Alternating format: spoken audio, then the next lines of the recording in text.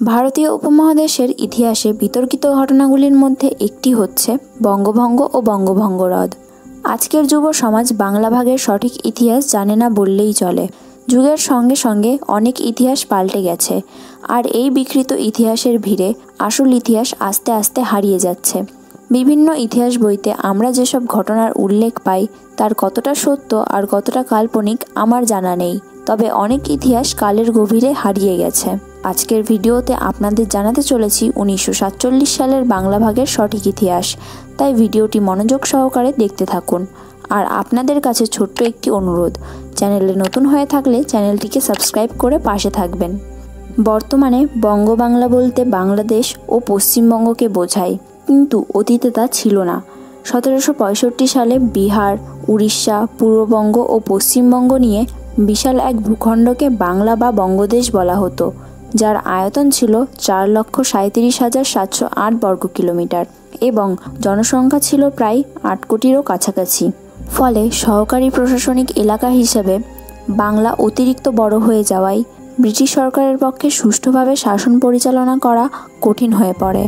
কারণ যাতায়াত ব্যবস্থা তখনকার সময়ে ভালো না হওয়ায় বিভিন্ন জায়গায় দুর্ভিক্ষ মহামারী হলে ওষুধপত্র ও খাদ্যদ্রব্য সময় মতন পৌঁছে দেওয়া সম্ভব হতো না। ফলে 1905 সালের 16ই অক্টোবর ভারতের ভাইসরয় লর্ড কার্জনের আদেশে প্রথম বঙ্গভঙ্গ সম্পন্ন হয়। এই সময়ে পশ্চিমবাংলা ছিল হিন্দু অধ্যুষিত এবং মুসলিমরা এখানে সংখ্যালঘু। অন্যদিকে পূর্ব বাংলা ছিল মুসলিম অধ্যুষিত এবং হিন্দুরা ছিল সংখ্যালঘু। আর বিহার ও উড়িষ্যাকে বঙ্গ থেকে বিচ্ছিন্ন করে আলাদা রাজ্য গঠন করা হয়। বঙ্গভঙ্গের সূত্রপাত এখান থেকেই। দ্বিতীয়বার বঙ্গভঙ্গ হয় 1947 সালে। এর ফলে পূর্ববঙ্গ পাকিস্তানে এবং পশ্চিমবঙ্গ ভারতে যুক্ত হয়। 1947 সালে ভারত স্বাধীন হয় এবং ভারতবর্ষ ধর্মের ভিত্তিতে দুটি পৃথক রাষ্ট্রে পরিণত হয়। দেশ স্বাধীনের আগে মুসলিম লীগ নেতা মোহাম্মদ আলী জিন্নাহর নেতৃত্বে ভারতবর্ষের বিভিন্ন স্থানে সাম্প্রদায়িক দাঙ্গা শুরু হয়। সর্দার বল্লভভাই প্যাটেলের মতামত অনুসারে এই সাম্প্রদায়িক দাঙ্গার মধ্যে সরকার গঠন হলে স্বাধীনতার পরবর্তী সময়ে কেন্দ্রে একটি দুর্বল সরকার প্রতিষ্ঠিত হবে, আর উভয় পক্ষের নেতাদের মধ্যে তিক্ততা তৈরি হবে এবং সাম্প্রদায়িক দাঙ্গা বৃদ্ধি পাবে। তাই তিনি ভারত ভাগের পক্ষে মত প্রকাশ করেন। এর জন্য একটি পার্টিশন কাউন্সিল গঠন করা হয়। এই পার্টিশন কাউন্সিলে তিনি ভারতের প্রতিনিধিত্ব করেছিলেন। তখন মুসলিম লীগ ব্রিটিশ সরকারের কাছে দাবি করে যে ভারতকে যদি ভাগ করতেই হয় তবে মুসলিমদের জন্য স্বতন্ত্র রাষ্ট্র দিতে হবে এবং মুসলিম অধ্যুষিত ভারতের পশ্চিম অংশ এবং অবিভক্ত বাংলার দাবি করে তারা। যদিও সমস্ত অবিভক্ত বাংলা মুসলিম প্রধান ছিল না সেই সময়। সরোয়ারদি উপলব্ধি করতে পেরেছিলেন যে যদি অবিভক্ত বাংলা ধর্মের ভিত্তিতে বিভক্ত হয় তবে পূর্ব বাংলা অর্থনৈতিকভাবে ক্ষতিগ্রস্ত হবে, কেননা সব কয়লা খনি কিংবা পাটকল পশ্চিম বাংলার অংশ হয়ে যাবে এবং বেশিরভাগ হিন্দু সংখ্যাগরিষ্ঠ জনগণ যারা কিনা শিল্পায়নের সাথে যুক্ত তারা পশ্চিম বাংলায় চলে যাবে। এবং সবচেয়ে গুরুত্বপূর্ণ হলো কলকাতা, যা ভারতের অন্যতম প্রধান শহর এবং শিল্প বাণিজ্যের কেন্দ্রবিন্দু, তা পশ্চিম বাংলার অন্তর্ভুক্ত হয়ে যাবে।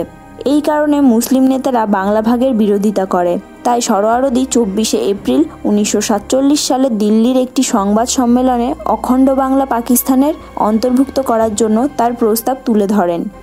যদিও ধর্মের ভিত্তিতে ভারত ভাগকে কেন্দ্র করে 1946 সাল থেকে দেশের বিভিন্ন জায়গায় যেমন পাঞ্জাব, বিহার, কলকাতা, নোয়াখালী ইত্যাদি স্থানে সাম্প্রদায়িক দাঙ্গা শুরু হয়। এই দাঙ্গায় হাজার হাজার হিন্দুকে হত্যা করা হয়। অবস্থা খারাপ বুঝে পরে অনেক স্থানে পাল্টা আক্রমণও হয়। শ্যামাপ্রসাদ মুখার্জির নেতৃত্বাধীন হিন্দু জাতীয়তাবাদী দল, প্রথমারঞ্জন ঠাকুর ও আরও অনেক হিন্দু নেতা সরোয়ারদির এই প্রস্তাবের তীব্র বিরোধিতা করেন। তাদের মতামত ছিল যে এই পরিকল্পনা আসলে বিভক্তিকরণের বিপক্ষে সরোয়ারদির দ্বারা একটি চাল মাত্র, যাতে কলকাতা শহর সহ শিল্পোন্নত পশ্চিমাংশের উপর লীগ নিয়ন্ত্রণ রাখতে পারে। তারা আরও মতামত পোষণ করেছিলেন যে যদিও পরিকল্পনায় একটি সার্বভৌম বাংলার কথা উল্লেখ করা আছে, এটা বাস্তবিক পক্ষে একটি ভার্চুয়াল পাকিস্তান ছাড়া কিছুই হবে না এবং বাংলা হিন্দু সংখ্যালঘুদের চিরতরে মুসলমান সংখ্যাগুরুদের দয়ার ওপর চলতে হবে। তাই বেশিরভাগ হিন্দু নেতা বাংলা ভাগের সমর্থন করেন। কংগ্রেসের পক্ষ থেকে গুটি কয়েক নেতা সরোয়ারদির এই পরিকল্পনার সাথে একমত ছিলেন। তাদের মধ্যে ছিলেন বাংলাদেশের প্রভাবশালী কংগ্রেস নেতা এবং নেতাজি সুভাষচন্দ্র বোসের বড় ভাই শরৎচন্দ্র বোস এবং কিরণ রায়, এবং পূর্ববঙ্গের দলিত সম্প্রদায়ের নেতা যোগেন্দ্রনাথ মণ্ডল, যিনি পরবর্তীতে সমগ্র পাকিস্তানের আইনমন্ত্রী হিসেবে আত্মপ্রকাশ করেন। দেশভাগের সময় যোগেন মণ্ডলের ভূমিকা নিয়ে কিছু না বললেই নয়। তিনি নিম্নবর্ণের হিন্দু সম্প্রদায়ের মানুষ হওয়ায় রাজনৈতিক ও সামাজিক ক্ষেত্রে উচ্চবর্ণের হিন্দুদের দ্বারা অনেক ভোগান্তির শিকার হতে হয়েছে তাকে বারবার। এই সময় নিচু বর্ণের মানুষদের উঁচু বর্ণের হিন্দুরা ঘৃণার চোখে দেখত। তাই নিম্নবর্ণের হিন্দুরা, বিশেষ করে নমশূদ্র সম্প্রদায়ের মানুষ, যোগেন মণ্ডলের উপর আস্থা ও বিশ্বাস করত। যদিও তিনি মুসলিম লীগের সমর্থন করতেন, তিনি মনে করতেন নমশূদ্রদের উচ্চবর্ণের হিন্দুদের সাথে থেকে কষ্টকর জীবনযাপন করার চেয়ে মুসলিমদের সাথে থেকে মাথা উঁচু করে বেঁচে থাকা অনেক বেশি সম্মানজনক। তাই তিনি মুসলিম লীগ সমর্থন করতেন। সুভাষচন্দ্রকে কংগ্রেস থেকে বহিষ্কার করার পর তিনি কংগ্রেস থেকে বেরিয়ে এসে মুসলিম লীগে যোগ দেন। তিনি নমশূদ্র এলাকার মানুষদের আশ্বস্ত করে বলেন যে তারা যাতে বাংলা ভাগের পর ভারতে চলে না যায়। অনেকে তার কথাই বিশ্বাস করে পূর্ব পাকিস্তানের মধ্যে রয়ে যান, কিন্তু অনেকে যোগেন মণ্ডলের ওপর আস্থা হারিয়ে ভারতে আশ্রয় নেন।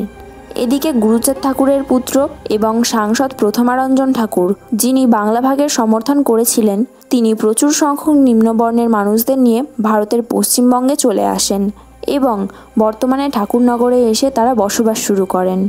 এদিকে বাংলা ভাগ হয়ে যায়। যদিও অনেক হিন্দু প্রধান এলাকা যোগেন মণ্ডলের এই সিদ্ধান্তের ফলে পূর্ব পাকিস্তানের মধ্যেই রয়ে যায় এবং মুসলিম প্রধান এলাকাও পশ্চিমবঙ্গের অন্তর্ভুক্ত হয়। বাংলা ভাগের পর ধীরে ধীরে পূর্ব পাকিস্তানের হিন্দুদের, বিশেষ করে নমশূদ্রদের ওপর অত্যাচার শুরু হয়। যোগেন মণ্ডল বারবার এর প্রতিবাদ করেও কোনো ফল না পেয়ে পাকিস্তানের মন্ত্রিসভা থেকে ইস্তফা দিয়ে অতি গোপনে প্রাণভয়ে ভারতে পালিয়ে যান।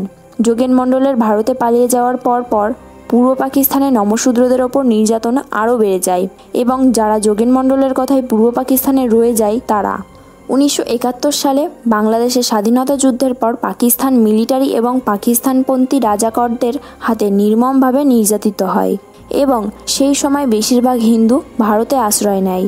বাবা সাহেব আম্বেদকর যোগেন মণ্ডলকে এ ব্যাপারে অনেকবার সাবধান করেছিলেন, কিন্তু যোগেন মণ্ডল তার সিদ্ধান্তে অনড় থাকেন। যোগেন মণ্ডলের এই সিদ্ধান্ত যে ঐতিহাসিক ভুল ছিল তা বোঝা যায় যখন তিনি ভারতে পালিয়ে গিয়ে মন্তব্য করেন যে পাকিস্তানি হিন্দুদের জন্য কোনো স্থান নেই, এখানে বেঁচে থাকতে হলে হয় মুসলিম হয়ে বেঁচে থাকতে হবে আর না হয় অন্ধকারে বিলীন হয়ে যেতে হবে। যে পরিস্থিতিতে যোগেন মণ্ডলের মতো ক্ষমতাবান মানুষকে পূর্ব পাকিস্তান ছেড়ে প্রাণভয়ে ভারতে পালিয়ে আসতে হয়, সেখানে সাধারণ মানুষের কী অবস্থা হতে পারে তা আপনারা একবার চিন্তা করে দেখুন। যোগেন মণ্ডল যদি সেই সময় মুসলিম লীগের সমর্থন করে পাকিস্তানের সাথে না গিয়ে বাংলা ভাগের সমর্থন করতেন, তাহলে বেশ কিছু হিন্দু প্রধান জেলা পশ্চিমবঙ্গের মধ্যে থাকত এবং সাধারণ মানুষের এমন ভোগান্তির শিকার হতে হতো না এবং তার রাজনৈতিক ভবিষ্যৎও উজ্জ্বল হতো। শ্যামাপ্রসাদের মতো ব্যক্তিরা যদি বাংলা উপার্জন না দিতেন, তাহলে সমগ্র বাংলা পাকিস্তানের অন্তর্ভুক্ত হতো এবং পশ্চিমবঙ্গের হিন্দুদের অবস্থাও পূর্ব পাকিস্তানের হিন্দুদের মতো হতো, আর কোনো বাঙালি হিন্দু ভারতের নাগরিক বলে পরিচয় দিতে পারত না। এই ছিল বাংলা ভাগের সম্পূর্ণ তথ্য, যা আপনাদের সামনে তুলে ধরলাম। আপনার কি মনে হয় বাংলা ভাগের সিদ্ধান্ত কি সঠিক ছিল? আপনার মতামত কমেন্টে অবশ্যই জানান এবং ভিডিওটি আপনার বন্ধুদের সাথে শেয়ার করে তাদেরকেও জানার সুযোগ করে দিন। দেখা হবে পরের ভিডিওতে, ততদিন ভালো থাকবেন, সুস্থ থাকবেন।